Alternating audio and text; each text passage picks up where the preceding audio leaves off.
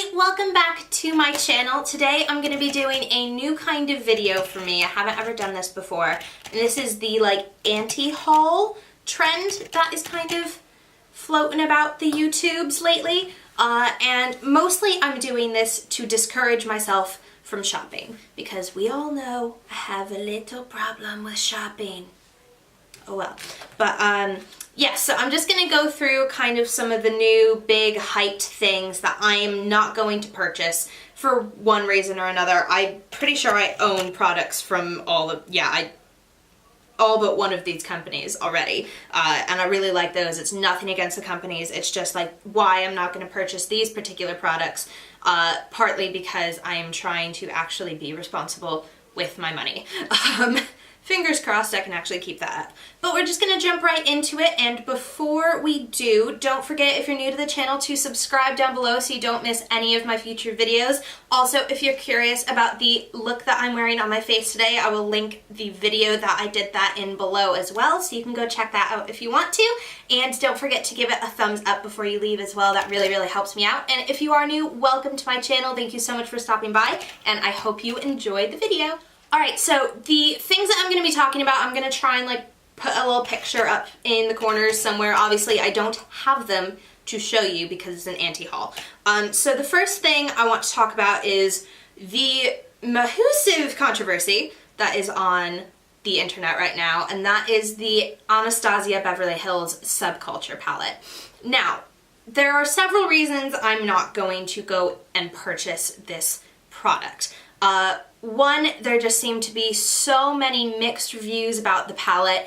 There's something floating around that maybe there was a bad batch produced or something like that, and I would want to give it time to get all that sorted out because I know Norvina, she has said customer service is trying to take care of everyone that did get a palette they're unhappy with, and that there's something going wrong. There was a manufacturing fault, something like that. I don't know, but I would say to anybody who's thinking about getting the palette, just wait for a little bit. There's plenty left in stock. It's not sold out. Let the steam kind of settle down from this, and hopefully they will make sure everything is sorted and that anybody who purchases the palette in the future is getting a really nice quality palette, because I have seen some videos where people are doing really great things with them and they don't have an issue with their palettes, and it's totally fine. But the other reason I'm not going to purchase it is I really don't feel anything towards it. It was really funny when I heard they were doing a sister to the Modern Renaissance palette, which I love, and I'll link a tutorial that I did with that below because I really, really love that palette. And despite the fallout, there's tons of fallout on that palette, I don't have an issue with it. Same with people are saying, oh, it's the same amount of fallout that's in the Sephora Pro palettes. I really like my Sephora Pro palettes. I don't have an issue with the fallout that's there. You just have to be careful to tap your brush off before you use them on your eyes. So that's not the issue. It's really just looking at the colors. When they first released the sneak peeks of the palette, I was just not wowed. They're not colors that I immediately was ooh, I have to have that on my eye. It was really just meh. I just didn't really feel anything for it, which was vaguely disappointing in general, because I was really, really hyped to get excited for a sister to the Modern Renaissance palette, but it's just not a vibe that I'm really into. It's a very kind of, They've said it with the name. It's subculture, it's grungy, it's night, and I know people have done some really pretty light, warm-toned type looks with it, but it is just more geared towards really kind of darker, intense type looks, and I feel it's just not something I would wind up reaching for, and to spend £41 on a palette when I'm trying to save my money for something that has had a lot of mixed reviews, I might wind up with a product I'm not very happy with, and for colors that I'm not totally over the moon about, I'm just not feeling the Subculture palette. So that is item number 1 on my anti-haul list.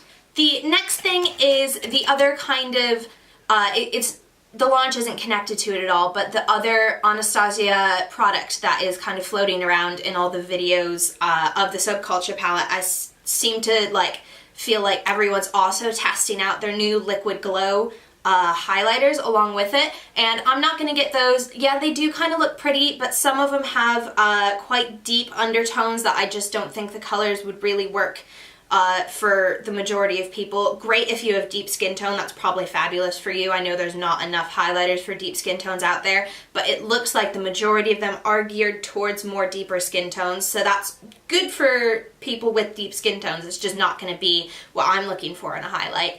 And even the really light toned ones, I just didn't see enough color payoff on the camera to really get excited about it, and I've never been one to really go in for liquid or cream highlights. I mostly use powder, so I just don't think it's something I am going to personally fall in love with, so I'm gonna pass and save my money on that one too. The next thing on my anti-haul list is the Pure Cosmetics My Little Pony collection, and this is something that I can't remember if it's already fully launched or if it's just that a few influencers have got a sneak peek of it, so they have it and it's not launched yet. I can't remember exactly, but basically it's a very brightly colored kind of neon and pastel type of a deal, themed with My Little Ponies, and I know Haley Barber was kind of collaborating on these product launches, and it's nothing against Haley. I really, really love Haley.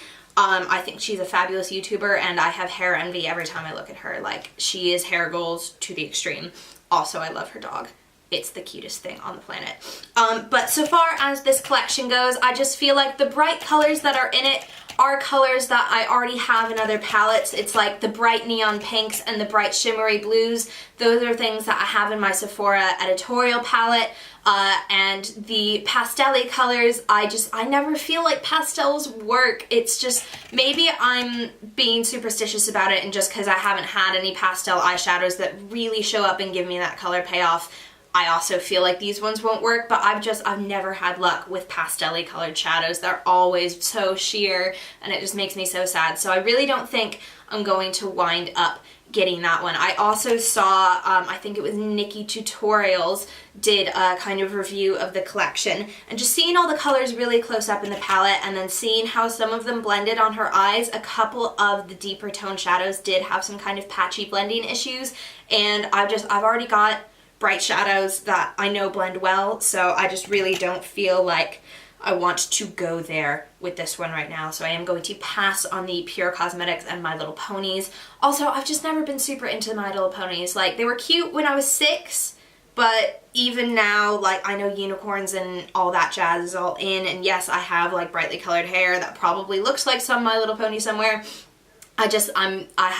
Once I passed the age of single digits, I've not really been about the My Little Ponies, so I'm gonna steer clear from those. The next thing is the Kylie Cosmetics birthday collection, and I did look into purchasing a couple items from this collection, but the things that I wanted were basically like the lip velvets or the limited edition Candy K, because it's got all these beautiful sparkly bedazzles on the top of it, and yes, it was outrageously expensive. I probably should not have bought it, and it's a good thing it was sold out, because it's like $60 for liquid lipstick. That's like normally in the 20-something, 29-ish range, I think.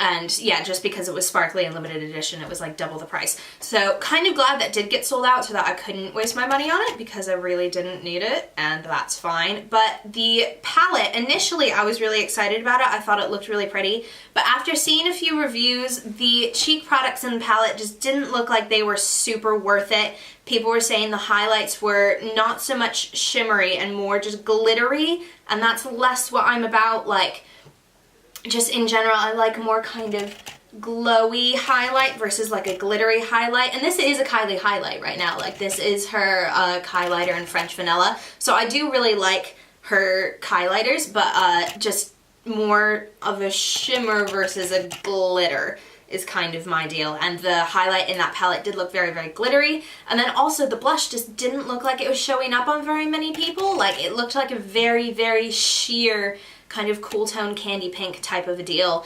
And it looks pretty in the palette, but I just don't think it would show up on my skin tone. And I don't really go for cool tone blushes very much anyhow, so I don't think I'd get very much use out of those cheek products. And then when you take away that bit of the palette, then you're just left with 9 eyeshadows for $52.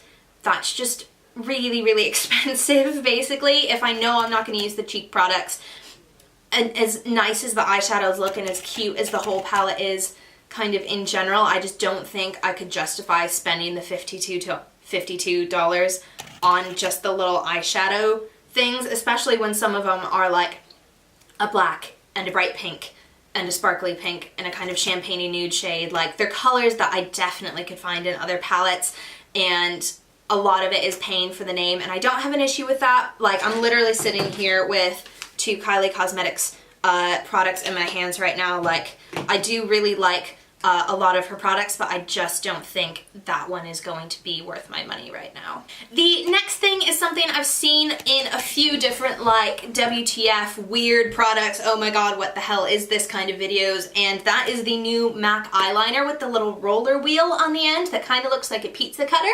And basically it's the sense I've gotten from these videos, one of them being Tati, who is like queen of reviews, we love you so much. It just looks a little gimmicky, and I have a hard enough time with eyeliner as it is, and it doesn't look like that's going to make it easier for me because the tip is just so thin that I feel like I'm just gonna wind up like drawing a pizza on my eyes, and that's all I'm gonna be able to do with it. So I am definitely passing on the MAC Roller Eyeliner. Liquid eyeliner is hard enough, guys. Let's not try and make it weird and overcomplicated. Let's just try and deal with what we've got already.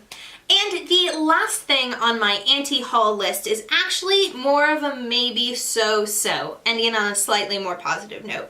And this is the Coty Beauty Desert Dusk Palette. I've seen all the pictures online and some of the close-ups on Coty Beauty and stuff like that. It looks like the majority of the shadows are that kind of shimmery texture type of a finish that she had in her rose gold textured palette. And I've seen a lot of kind of hit and miss reviews about that one. Some people really like the textured shadows. Some people just think they're too much of a faff to work with. I don't personally own that palette. It's never something I've gone like, I need those things on my eyes right this second. I'm kind of like, meh, I got enough eyeshadow at the moment.